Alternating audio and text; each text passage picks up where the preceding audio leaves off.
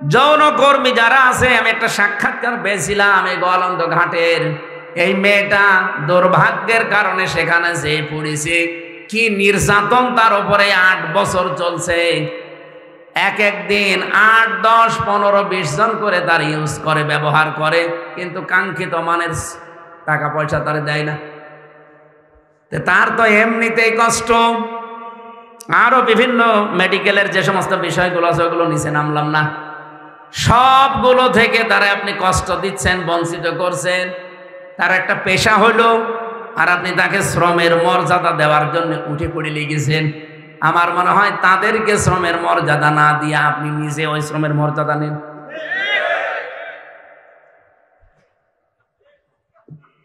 আমি আর বাকিটা বললাম না, যতগুলো পয়েন্ট আমি 318 পৃষ্ঠা পুরাটা পড়েছিলাম, প্রত্যেকটা লাইনে মনে হচ্ছে সব ইসলামের বিরুদ্ধে। এখানে ধোলা মলিন যারা, যে সমস্ত অসহায় ছিন্নমূল মানুষ, আমাদের কাজ হবে এখন থেকে যে যে জায়গায় আছি এখান থেকে এদের কাছে এগিয়ে যাওয়া।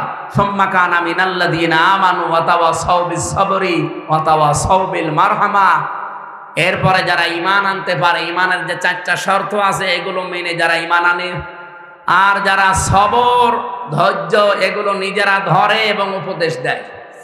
বাংলাদেশে এখন যে অবস্থা চলছে, আপনারা খোঁজ খবর রাখেন কিনা আমি জানি না, আমার এই ছোট্ট মাথার ভেতরে যতগুলো তথ্য আসতেছে, খুব গভীর ষড়যন্ত্রে আমরা এখন কিন্তু আছি, বিশেষ করে আমাদের এই দাদাদের দ্বারা। ওরা চাচ্ছে যে কোনো কায়দা এখানে একটা হট্টগোল বাঁধিয়ে আন্তর্জাতিক মহলের কাছে দেখাতে চায় যে দেশটা জঙ্গি রাষ্ট্র, এই দেশে টুপিওয়ালাদের কাজ কারবার বেড়ে যাচ্ছে। সতর্ক করলাম, এরপরে আপনার মনে যা লাগে তাই। যারা বলে এক জিয়া লোকান্তরে লক্ষ জিয়া ঘরে ঘরে, এই কথাটা তাদের মুখে মানায় না। কারণ জিয়াউর রহমানের সারা জীবনী পড়েন, আমি নিজে পড়ে দেখেছি, কোনোদিন তিনি চাঁদাবাজি করেন, পাথর দিয়ে মানুষ খুন করেন না। আপনি করছেন, অবশ্যই আপনি জিয়ার রাজনীতি করেন না, অন্য কিছু আপনি ঢুকিয়েছেন। আরাফাতের ময়দানের পাশে মসজিদে নামিরা আছে। 16 সালে একবার দেখলাম ইমাম সাহেব খুতবা দিচ্ছে আরবিতে, আমাদের দেশের শহীদ রাষ্ট্রপতি জিয়াউর রহমানের নাম নিয়ে দোয়া করছি। উনি ওখানে নিম গাছ লাগিয়েছে, যেটাকে এখন জিয়া গাছ বলা হয়। ওনার নামে প্রায় 1-1.5 মিনিট দোয়া করলো, শহীদ জিয়াউর রহমান এই নাম নিয়ে। কি গো, হঠাৎ আরবি বলতে বলতে বাংলা বলছে? বাংলা মানে এইটা, ওই আরবি নামটা বাংলা নাম আরবির ভেতরে উনি চালিয়েছে। পরবর্তীতে দোয়া খেয়াল করে দেখি ওনার জন্য মাফ চায়, ওনার সম্মান বৃদ্ধি করার জন্য আল্লাহর কাছে বলছে আরাফাতের ময়দানে খুতবায়, হজের খুতবায়। কারণ কি, আরাফাতে লক্ষ লক্ষ মানুষের মাথার উপরে এই যে ছায়া দেওয়ার জন্যে বাংলাদেশ থেকে প্লেনে করে মাটি আর নিম গাছ নিয়ে লাগিয়েছে, এই জন্য জিয়া ট্রি বলা হয়। তারা মানুষের মাথার উপরে এই মরুভূমিতে যত রকমের উত্তাপ আছে, তাপ বন্ধ করার জন্য ছায়ার ব্যবস্থা করেছে, তাদের জন্য দোয়া হয়। আর আপনি তার নাম নিয়ে রাজনীতি করে, তার আদর্শের সৈনিক দাবি করে মানুষের মাথার ছায়া আরো কেড়ে নিচ্ছে। ভোলার একটা ঘটনা আজকে পড়ে আমি অলরেডি কেঁদে ফেলেছি। একজনের কাছে চাঁদা চেয়েছে, দিতে চাইনি, শেষে তাকে ধরে বেঁধে রেখে 8-9 জন মিলে তার স্ত্রীকে অলরেডি ধর্ষণ করেছে। একটা কথা হলো, এখন তো বিভিন্ন মানুষ ভ্যান আলা, আজকে রিক্সা, আমি সকালে একটা অনুষ্ঠানে ছিলাম, এক রিক্সা চালক বলছে যে আগেই ছাতা ভালো ছিল। আমার একটা গল্প মনে পড়ছে, কাফন চুরি করতো একটা লোক, কবরে মাটি দিলেই সকালবেলা আর কাফন পাওয়া যায় না, উলঙ্গ করে কাফন নিয়ে চলে আসে, বিক্রি করে দেয়। সারা এলাকায় এত বদনাম এই লোকটার, জন্য নামই পড়ে গেছে কাফন চোর। চিন্তা করছে আমি মরে গেলে তো আমার যে গালি গালাজ দেবে, এটা তো বন্ধ করা দরকার। ওর ছেলেকে বলছে, দেখো আমি যখন মারা যাব আমার এই নামটা যেন অন্তত কেউ উল্টা পাল্টা না ডাকে, এমন কাজ করবা যেন আমার নাম অন্তত মানুষ ভালো বলবে। চিন্তা করছে আমার বাবার নাম ভালো বলবে, বাবার মতো কাজ তো আমি করিনি। ওর বাবা তো কাফন চুরি করতো, লাশ ফেলে রাখতো, আর ও এখন শুধু কাফন চুরি করে না, কাফন চুরি করে আর লাশ গাছের সাথে টাঙিয়ে ভেতরে বাঁশ দেয়। এই দৃশ্য দেখে এলাকার মানুষ বলছে যে কি এদের বাবাই ভালো ছিল, অন্তত বাবা শুধু কাফন চুরি করে নিয়ে আসতো, লাশ তো কবরে থাকতো। আর এ কি আরম্ভ করেছে, শুধু কাফন চুরি করে না, লাশ ঝুলিয়ে রাখে গাছের সাথে, আবার পেছনে বাঁশ দিয়ে রাখে। এর বাবাই ভালো ছিল। আমার তো মনে আছে 15.5 বছর যে জুলুম অত্যাচার নির্যাতন হয়েছে, এক বছরে অনেকে তা ছাড়িয়ে চলে গেছে। এই জন্য ভ্যান চালক এখন বলছে যে ছাতা আগেই ভালো ছিল। এ কথা যেন আর সামনে না বলতে পারে, এ বিষয়ে সতর্ক হওয়া দরকার না? বৃষ্টি খুব জোরে চলে আসলো নাকি? আমার ভাইরা, আমরা যে কোরআনে কারিম থেকে কথা শোনার জন্য বসেছিলাম, এখানে মেন কথা ছিল আমরা বিশাল গিরিপথ, এটা পার হয়ে আল্লাহর বানানো জান্নাতে যেতে চাই। এর 1 নম্বরে কর্মসূচি আল্লাহ দিয়েছেন ফাক্কু রাকাবা, দাস মুক্তি করার জন্য আপনাকে কাজ করা লাগবে। আও ইউতামুন ফি ইয়াউমিন যি মাসগাবা, মিসকিন যারা অসহায়, যারা এই মানুষগুলোর খাবারের ব্যবস্থা করা লাগবে, ছুটে যাওয়া লাগবে অসহায় মানুষের কাছে। বাংলার মুসলমানেরা এটা যেহেতু রেকর্ড হয়, সারা বাংলাদেশ ছড়িয়ে যাচ্ছে। আমি নিরপেক্ষ দৃষ্টি নিয়ে বলছি, আপনি বলেন এই যে কর্মসূচিগুলো বলছি, 1 নম্বরে তারা দাসত্ব মুক্তির জন্য কাজ করবে। মানুষের ঘাড়ে যাদের শৃঙ্খলা পরানো আছে, শৃঙ্খলা মুক্ত করার চেষ্টা চালাবে। এদের তাফসির হয় 2টা। 1 নম্বরে বন্দি মুক্তিকরণ। আজ বিনা কারণে বাংলাদেশের 68টা জেলখানা আছে। এই জেলখানাগুলোতে বিনা কারণে অনেকেই বছরের পর বছর পড়ে আছে, কোনো অপরাধ না করেও পড়ে আছে। কয়েকদিন আগে একজন মুক্তি পেয়েছে, ফারাবি নামে, আমার সাথে ছিল জেলখানায়। ইসলামের পক্ষে লিখত, বিশ্বনবীকে কেউ গালি গালাজ করলে তাদের বিপক্ষে লিখত। এই লোকটাকে বিনা কারণে হাসিনা 11 বছর জেলের ভেতরে আটকে রেখেছিল দাদাদের নির্দেশে। এই লোকটা এখন মুক্ত বাতাসে এসেছে। আল্লাহ যারা তাকে কবুল করেন নবীর প্রেমে, দিনের জন্য, বলেন আমিন। এরকম বহু মানুষ বিনা কারণে 1,10,000-এর উপরে ওই সময় আমরা জেলখানা ছিলাম সারা বাংলাদেশে। যারা বিনা কারণে এভাবে আছে তাদেরকে মুক্ত করার জন্য যারা চেষ্টা চালাবে। 2 নম্বরে মানুষের তৈরি করা আইন যারা দুনিয়ায় কায়েম করতে চায়, মানুষকে মানুষের দাস বানাতে চায়, সেখান থেকে মুক্ত করে যারা আল্লাহর গোলাম, আল্লাহর দাসে পরিণত করার জন্য চেষ্টা চালায়, এই কর্মসূচি যাদের হাতে আছে তারা সফল। বাংলাদেশে শুধু আমার দৃষ্টিতে দেখেছি যারা ইসলাম নিয়ে রাজনীতি করে তারাই শুধু এইটা চাচ্ছে যে আমরা মানুষকে আল্লাহর গোলাম বানাতে চাই। যারা মানুষকে মানুষের গোলাম বানাতে চায়, মানুষের দাস বানাতে চায়, তারা জীবনে সফল হতে পারবেন না। চর্মচকে হবে, হয়তো মনে হবে যে আমি সফল হচ্ছে।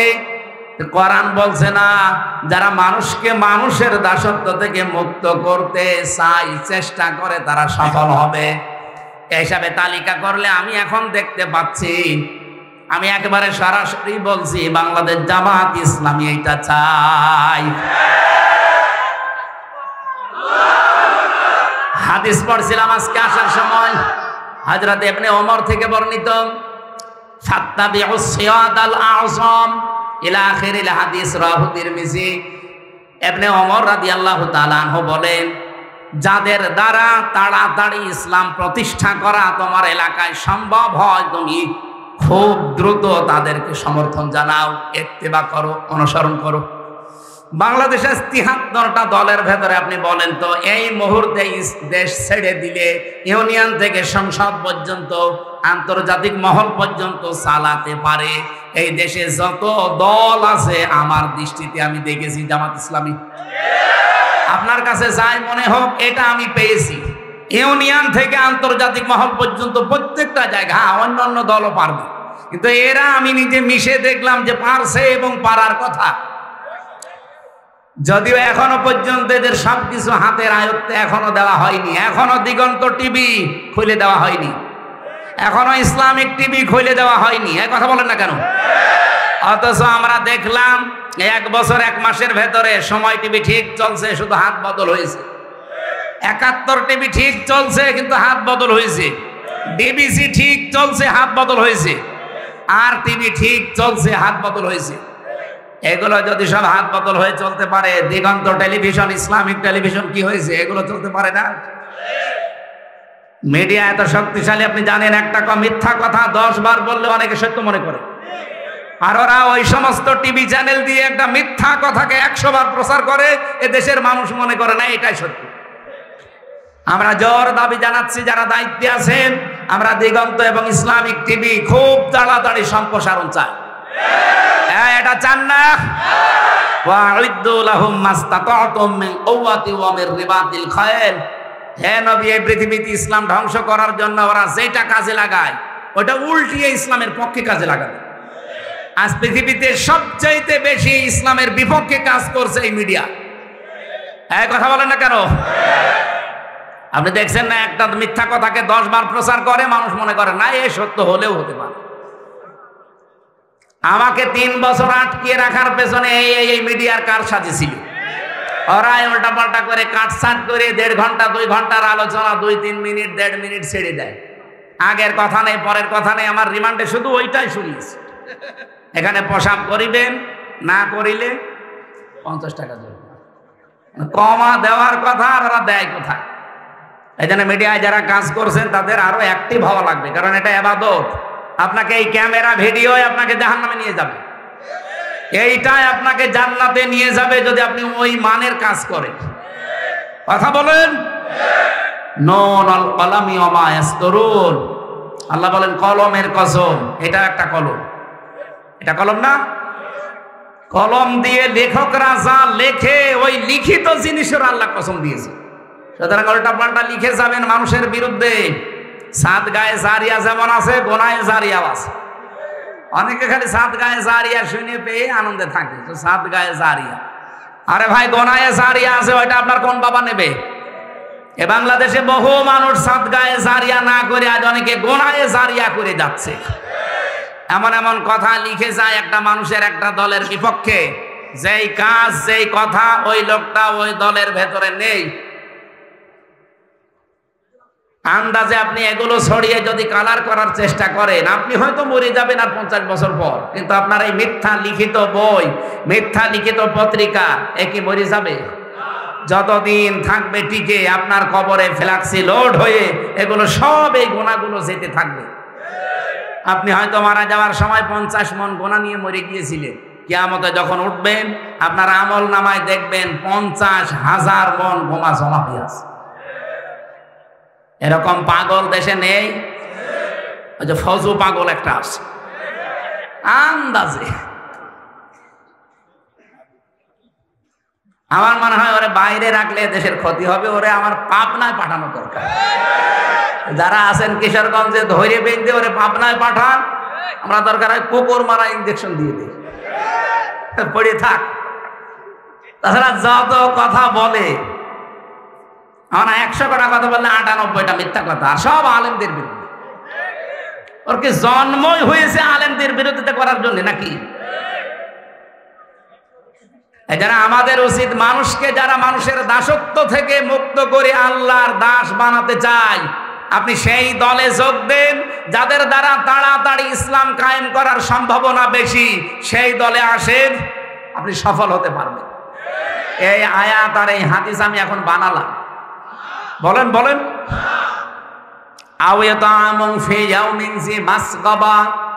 যারা এতিম মিসকিন অসহায়, যারা তাদের কাছে যারা এগিয়ে যায়, আজ 1 বছর 1 মাস এই দেশটা দ্বিতীয়বারের মতো আমরা যারা স্বাধীনতা বলছি, বলেন তো 1 বছর 1 মাসের ভেতরে সবচাইতে বেশি মানবতার কাছে এগিয়ে গেছে কোন দল? আপনি আন্দাজে না বলে নিরপেক্ষ দৃষ্টি দিয়ে বলেন। আমার কুষ্টিয়া জেলা দৌলতপুর থানায় ভাঙন আরম্ভ হয়েছে, বন্যা চলছে। কত দল তো কুষ্টিয়ায় আছে। শুধুমাত্র দেখলাম এই 3 দিনে বাংলাদেশ জামাত ইসলামী, যদিও তারা মুসলিম, যদিও তারা নিজেরাই অসহায়, 15-16 বছর তারা নিজেরাই অসহায়, এরপরও কয়েক ট্রাক মাল নিয়ে অলরেডি তারা বিতরণ করেছে, এলাকার মানুষ এখন খুশি। আমরা যদি ভালো কাজে এভাবে প্রতিযোগিতা করতে পারতাম, আর যত দল কুষ্টিয়াতে আছে প্রত্যেকেই যদি এই ট্রাক ট্রাক মাল নিয়ে গিয়েছে, তো কুষ্টিয়ার মতো যত জেলায় বন্যা হচ্ছে সবগুলো উত্তরণ করা সম্ভব হতো। এই কাছে নেই। আমি জামাত ইসলামীতে এসেছি জেলখানা থেকে আসার পর। এর আগে আমি অ্যাক্টিভ ছিলাম না শিবিরে, জামাতে, কোনো দলে না। ওই যে অভিখা ওয়াজ করে খেতাম। এখানে আসার পরে আমি অ্যাক্টিভ ভাবে মিশে কাজ করে দেখতে পাচ্ছি জামাত কর্মী মানে সমাজকর্মী। এদের আসল কাজ এইটা, যে সমাজে উন্নয়নমূলক কাজে আপনি আগে অংশগ্রহণ করেন। এই জন্য আহ্বান জানাচ্ছি, এদের চরিত্রটা আপনিও নেন, আপনাকেও মানুষ ভালোবাসবে। মানুষকে জোর করে কিছু হয় না, তার প্রমাণ হাসিনা। এত জোর করেছিল, 3টা বছর আমার যোগাযোগ বিচ্ছিন্ন রেখে, শুধু বউ থেকে, ছেলে মেয়ে থেকে না, মা বাপ থেকে না, দুনিয়া থেকে বিচ্ছিন্ন করে রেখেছিল মাটির নিচে। কি করতে পেরেছে? গাজীপুরে ছিলাম প্রায় 3 বছর। কি করতে পেরেছে শেষ পর্যন্ত? যেটাকে ওরা বেশি ঘৃণা করে সেই দলে এখন আমি আরো অ্যাক্টিভ হয়ে গেছি। আমার এই জামাত ইসলামে অ্যাক্টিভ হওয়ার জন্য হাসিনা দায়ী। ও যদি জেলে এভাবে কষ্ট না দিত, আমার মনে হয় আমি এভাবে আসতাম না। আগে যে ছিলাম অভিখা করে খেতাম। আমার এখানে অ্যাক্টিভ করার জন্য আপনি দায়ী। আপনি দিল্লি বসে বসে এখন সুবহানাল্লাহ পড়েন। ভালো, আপনার জন্য যে অন্তত আমি অ্যাক্টিভ ভাবে একামতে দিনের দায়িত্ব পালন করার জন্য একজন হতে পেরেছি, আপনাকে এই জন্য ধন্যবাদ। আপনার কারণে বহু মানুষ এরকম অ্যাক্টিভ ভাবে এসেছে। আমরা 76 জন আলেম এক জায়গায় ছিলাম, মাওলানা মামুনুল হক ভাই সহ। আমি তার নামটা আসলেই দোয়া করিনি, কারণ এই 3 বছরে অনেক অবদান তার আমার উপরে আছে। জেলখানায় খাবার খাওয়া যায় না। এই যে গাজীপুর জেলা কি গরিব? কাশিমপুরে, গাজীপুরের ভেতরে না, কি খাবার দেন আপনারা? মাওলানা মামুনুল হক হাফিজাহুল্লাহ, আল্লাহরে বান্দা, 3 বছর আমার সাথে এক ঘরে ছিল, পাশাপাশি রুমে। আমরা প্রতিদিন সকালে আর দুপুরের খাবার আমরা একসাথে খেতাম। খাবারটা গরম করতে পারতেন ওনার কাছে। এটা যদি না থাকতো আমার শরীর যা আছে, আমার মনে হয় আমি আরো দুর্বল হয়ে যেতাম। ওনার কাছে আমি এই জন্য ঋণী। আল্লাহ যেন তার সর্বোচ্চ মাকাম দুনিয়া আখিরাতে দান করেন, আমিন। সম্মানিত ভাইরা, আমি যেটা বোঝাতে চাচ্ছিলাম, জামাত কর্মী যারা আছে তারা যেমন সমাজকর্মী, তারা চাঁদাবাজি করে না, তারা লুণ্ঠন করে না, তারা মানুষের মাথায় লাঠি দেয় না। একটাই কারণে, আমি যতটুকু দেখলাম 1 বছর 1 মাসে জামাতে যত মানুষ আছে কেউ বসে খায় না, প্রত্যেকটি মানুষ কাজ করে খায়। সে যদি ভ্যান চালকও হয়, কেউ বসে খায় না। আপনি দেখেন প্রত্যেকের কোনো না কোনো কাজ আছে। আর ওই কাজ থেকে 1 মাসে যদি 5000 টাকা উপায় হয়, সেখান থেকে অন্তত 5% হলে যেই কয় টাকা হয় সেই কয় টাকা নিয়ে জিতছাই সে জমা দেয়। এই জন্য এই দলটা চালাতে কোনো বেগ পেতে হয় না। আর অন্যান্য দলের দ্বারা এইভাবে দেওয়ার কোনো নিয়ম নেই। যদি 5000 পায়, আরো 10,000 বাম হাতের ইনকাম করে।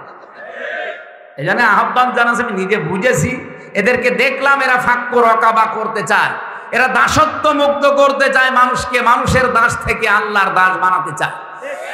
এরা মানুষের দুয়ারে দুয়ারে খাবার পৌঁছিয়ে দিচ্ছে। আমিরে জামাত সুস্থ ছিল যখন, দেখেননি এত পর্যন্ত পানির ভেতরে নেমে মাথায় ঝড়ি নিয়ে ফেনীতে, রংপুরে, সেই সুনামগঞ্জে উনি এগিয়ে চলে যাচ্ছে। 64 বছরের একজন বৃদ্ধ যুবক। কোন দলের মানুষকে তো আমি এইভাবে অ্যাক্টিভ হতে দেখলাম না, কারণ তারা এই আয়াত পড়েছে, আয়াতের শিক্ষা নেয়নি। 3 নম্বরে আপনাদের গুণাগুণ অর্জন করা লাগবে।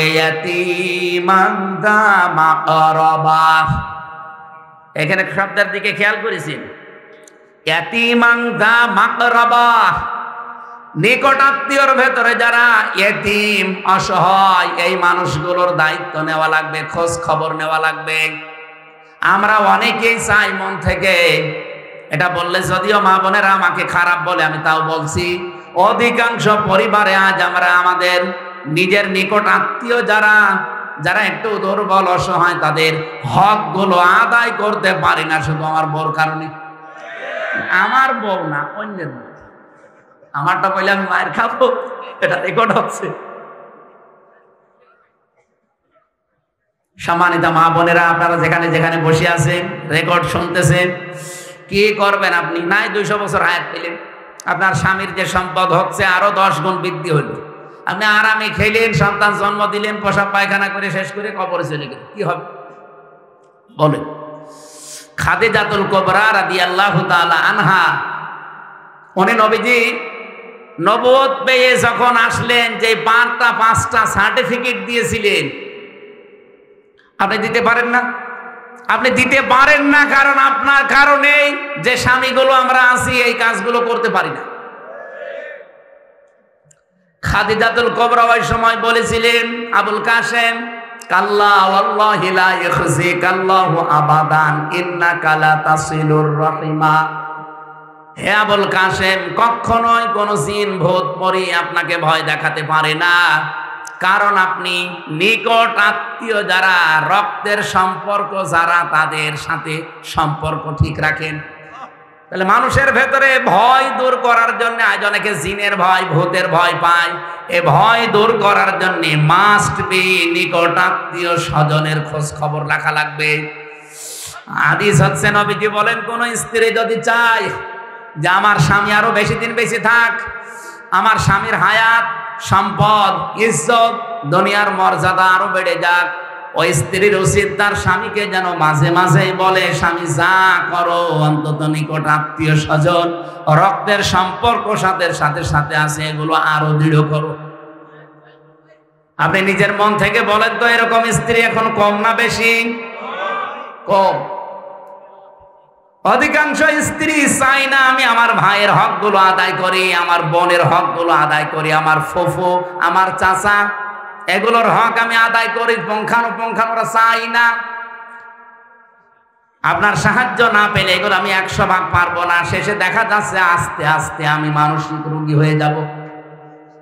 আজ বহু মানুষকে দেখি তার স্ত্রীকে বাদ দিয়ে দেয় শুধু এই একটা মাত্র কারণে।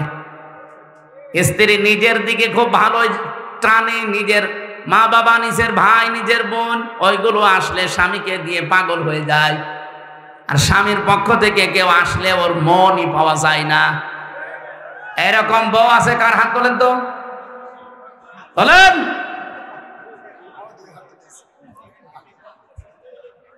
যাদের এরকম আছে তারা সাবধান। সম্মানিত মা বোনেরা, নামাজ পড়ে, রোজা রেখে আর কালো বোরকা পরে আপনি কি করবেন?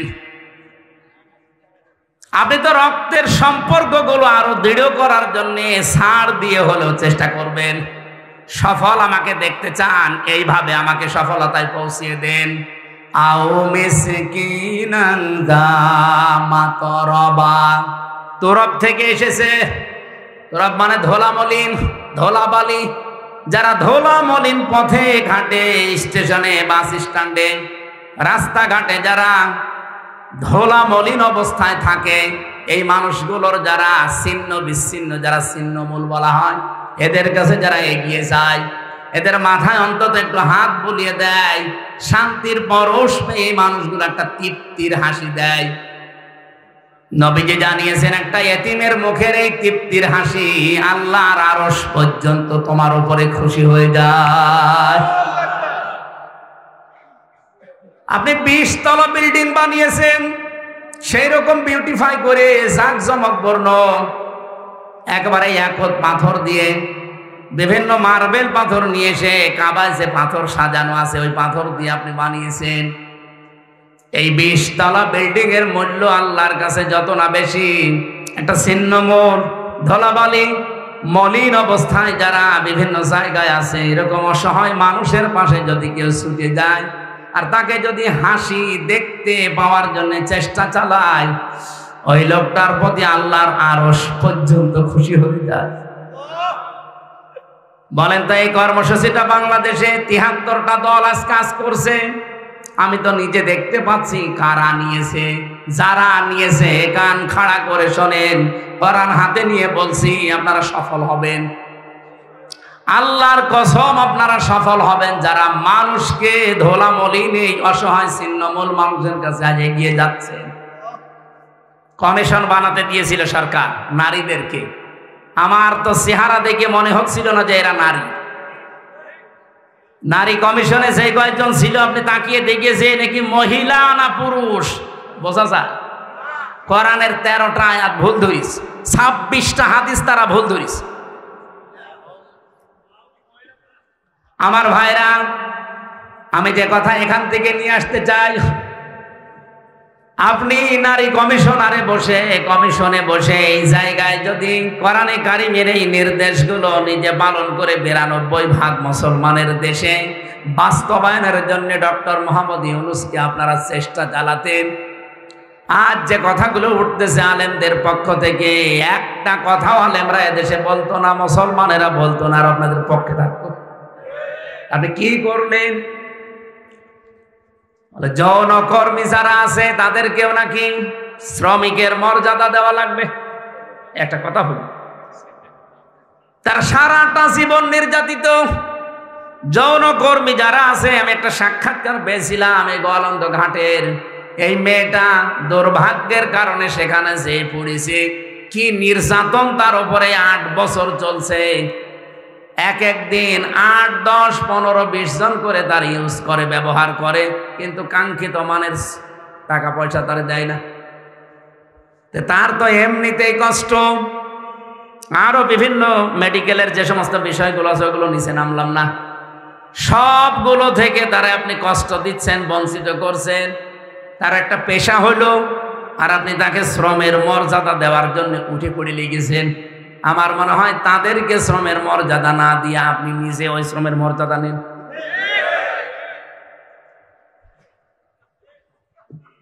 আমি আর বাকিটা বললাম না, যতগুলো পয়েন্ট আমি 318 পৃষ্ঠা পুরাটা পড়েছিলাম, প্রত্যেকটা লাইনে মনে হচ্ছে সব ইসলামের বিরুদ্ধে। এখানে ধোলা মলিন যারা আছে, সমস্ত অসহায় ছিন্নমূল মানুষ, আমাদের কাজ হবে এখন থেকে যে যেই জায়গায় আছি এখান থেকে এদের কাছে এগিয়ে যাওয়া। সুম্মা কানা মিনাল্লাযীনা আমানু ওয়া তাওয়াসাউ বিস-সাবরি ওয়া তাওয়াসাউ বিল মারহামা। এরপরে যারা ঈমান আনতে পারে, ঈমানের যে 4টা শর্ত আছে এগুলো মেনে যারা ঈমান আনে, আর যারা সবর, ধৈর্য এগুলো নিজেরা ধরে এবং উপদেশ দেয়। বাংলাদেশে এখন যে অবস্থা চলছে, আপনারা খোঁজ খবর রাখেন কিনা আমি জানি না, আমার এই ছোট্ট মাথার ভেতরে যতগুলো তথ্য আসতেছে, খুব গভীর ষড়যন্ত্রে আমরা এখন কিন্তু আছি, বিশেষ করে আমাদের এই দাদাদের দ্বারা। ওরা চাচ্ছে যে কোনো কায়দা এখানে একটা হট্টগোল বাঁধিয়ে আন্তর্জাতিক মহলের কাছে দেখাতে চায় যে দেশটা জঙ্গি রাষ্ট্র, এই দেশে টুপিওয়ালাদের কাজ কারবার বেড়ে যাচ্ছে। আমরা এই জন্য খুব সতর্কতার সাথে পা ফেলতে চাই। কেউ যদি পায়ে পা দিয়ে ঝগড়া করতে চায়, দোলা ভাই বলে অন্তত ফিরে আসা দরকার। এখন ওয়াতাওয়াসাউ বিস-সাবরি, সবর ধৈর্যের সর্ব উৎকৃষ্ট প্রমাণ এখন দিতে হবে।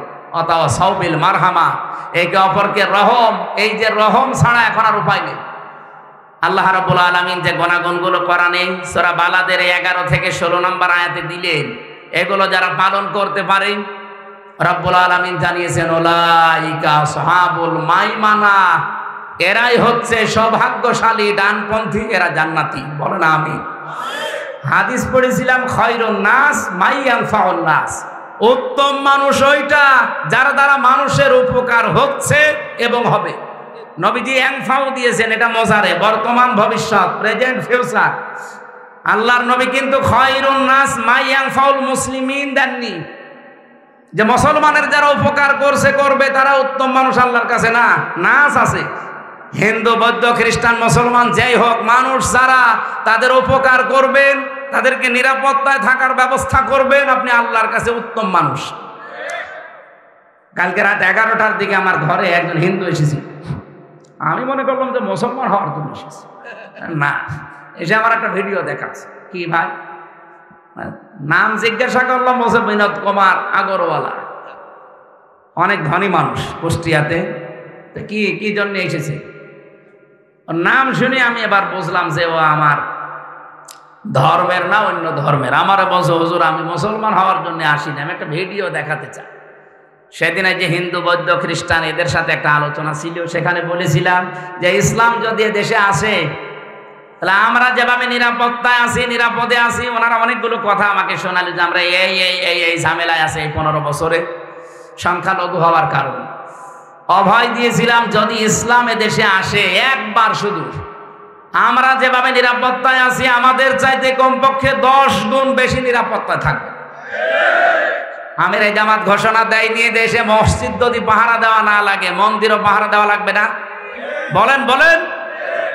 ওনাকে অভয় বাণী দিয়েছিলাম যে এই দেশে জামাত ইসলামের ঘোষণা, 300 এমপি তারা ঘোষণা দিয়েছে, যদি এমপি পাশ করে তারা আপনাদের ভোট নিয়ে আল্লাহর রহমতে 100 টাকা নিয়ে এমপি হলে 5 বছরে 1 টাকাও বাড়বে না, আর যারা যা আছে কমে যাবে। ওনার নাকি এই কথাটা খুব বেশি ভালো লেগেছিল, আমার ভিডিও দেখাচ্ছে। আমাদের ভিডিও না দেখে আপনি একটু মুসলমান হলে ভালো হয় না?